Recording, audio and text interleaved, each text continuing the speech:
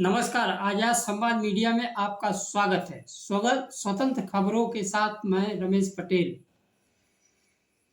आज हम एक ऐसे जनसभा चुनावी सभा का विश्लेषण कर रहे हैं जो है तो चुनावी सभा, लेकिन वह चुनावी सभा होते हुए भी हर लोगों का अपना दुख दर्द है और अपनों के बीच कोई लगता है कि हमारी आवाज़ भी उठाने के लिए आज है।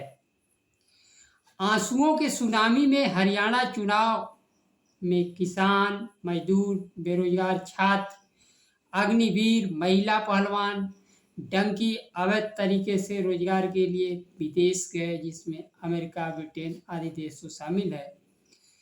युवाओं के परिवार के बच्चे देश के संसाधनों से वंचित, दलित, पिछड़े संस्थानों में मीडिया, न्यायपालिका, अन्य संस्थान जिसमें आरएसएस के लोग भर दिए गए हैं। देश की वंचित समाज की भागीदारी, जिनकी आबादी 90% है, को आज हिस्सेदारी कितनी है? आबादी के अनुपात में कोई गणना नहीं है। 90% आबादी, 10% भी हिस्सेदारी नहीं है। इन लोगों की आंसुओं पोंछते हुए राहुल गांधी ने आज एक हरियाणा की सभा में बोलते हुए भाषण की शुरुआत उन्होंने अपनी अमेरिका यात्रा से की। उन्होंने टेक्सास में हरियाणा के युवाओं से मिले। वहाँ मिलने के बाद उन्हें पता लगा कि हरियाणा के हजारों लोग यहाँ रहते हैं। दिमाग में फिर सवाल उठा, डेलेस में छोटे कमरे में आपके भाई 15-20 लोग रहते हैं। रास्ते में जाने की कहानी बताई। रास्ते में माफिया के लोग अनेक बार लूटा। अपने भाइयों को मैंने मरते हुए देखा। मैंने पूछा, अमेरिका में घुसने के लिए कितना पैसा दिया? उन लोगों ने बताया कि 35 से 40 लाख रुपए लगता है। आधे लोगों ने बताया कि खेत बेचकर हम यहाँ आए हैं, जबकि आधे लोगों ने बताया कि हम लोन लेकर आए हैं, वह भी कर्ज 2% मासिक ब्याज दर पर। इतने पैसे से तो आप फिर हरियाणा में भी अपना धंधा कर सकते थे। उसमें से युवाओं ने कहा कि हरियाणा में हम सफल नहीं हो सकते, हमारे जैसे लोगों के लिए कुछ नहीं बचा है। मैं घर से निकला तो सोचा इनके बच्चे परिवार क्या कर रहे हैं। हमने पूछा, अपने परिवार से मिलते हैं? उन्होंने कहा कि 10 साल तक परिवार से नहीं मिल सकता। हमारे माता पिता, परिवार के लोग बीमार हों, मर जाए, हम वापस नहीं जा सकते, मिल नहीं सकते। एक व्यक्ति ने कहा, राहुल जी, जब आप वापस जाएंगे तो हमारे परिवार से 5 मिनट के लिए मिल लीजिएगा। फिर मैं जब देश आया तो करनाल में मिलने के लिए सुबह 4 बजे पहुंचा। सुबह भोर में इसलिए पहुंचा कि मुझे मीडिया के मित्रों घेर लेते हैं। मैं इनको मीडिया के मित्र तो कहते हैं, लेकिन ये हैं मित्र अडानी और अंबानी के। मैं पहुंचा तो परिवार के लोगों से बातचीत शुरू हुई। परिवार के लोग डेलास अमेरिका में अपने बेटे से बातचीत करते हैं। एक बच्चा आता है जो कंप्यूटर पर, लैपटॉप पर चिपक जाता है और पापा पापा करता है।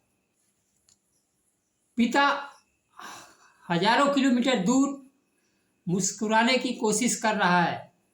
किसी ने कहा बच्चा इमोशनल हो गया है।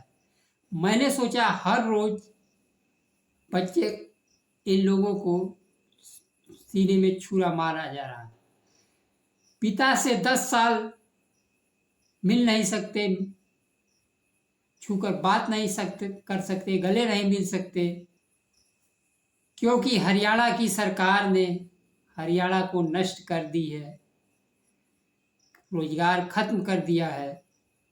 वह देव की चीखें नहीं थी, वह हरियाणा के और देश के युवाओं, बच्चों, महिलाओं, बुजुर्ग सबकी चीखें थी।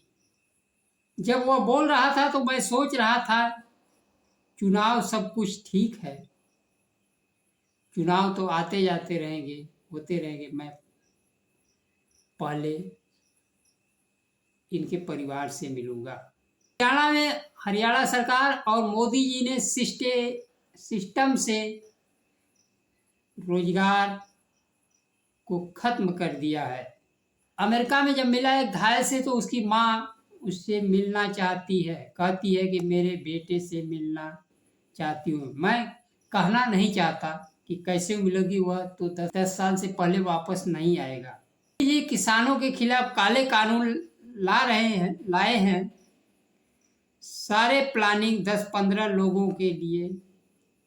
आप देखते हैं यह हो क्या रहा है। हरियाणा में ड्रग की समस्या बढ़ रही है। आपको मालूम होगा गुजरात में अडानी के पोर्ट पर 3000 किलो ड्रग्स पकड़ा जाता है। किसी को सजा हुई? मीडिया ने एक शब्द लिखा?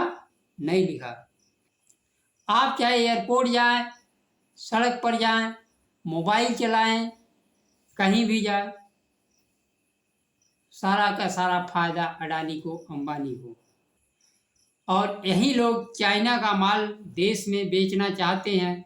जो देश में बनाता है उसको खत्म करना चाहते हैं। चाइना हिंदुस्तान में आप देखेंगे कि चाइना का पार्टनर कौन है तो अरबपतियों के बारे में आपको पता चल जाएगा। इन्हीं अरबपतियों को मोदी जी फायदा पहुंचा रहे हैं।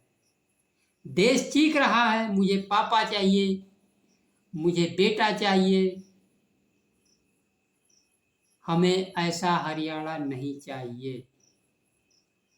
हमें ऐसा हरियाणा चाहिए जहां बच्चा अपने पापा से मिल सके, माता अपने बेटे से मिल सके, बेटा अपने माता पिता और परिवार से मिल सके। ऐसा चीज चाहिए।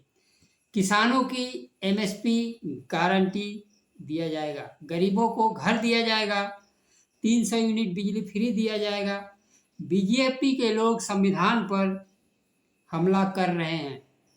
वह कहते हैं कि संविधान हम खत्म नहीं करेंगे, लेकिन धीरे धीरे देश के सभी संस्थानों में आरएसएस के लोगों को भर दे रहे हैं।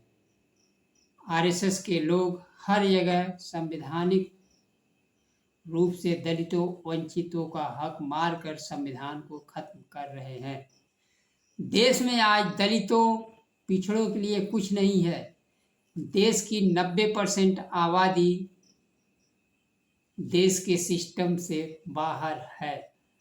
इसलिए हम जाति जनगणना कराना चाहते हैं कि पहले एक्सरे तो कराओ कौन कहाँ है, फिर उसके बाद बात आएगी कि कैसा निर्णय लेना या कदम या सुविधा देना है। नमस्कार। जय संविधान।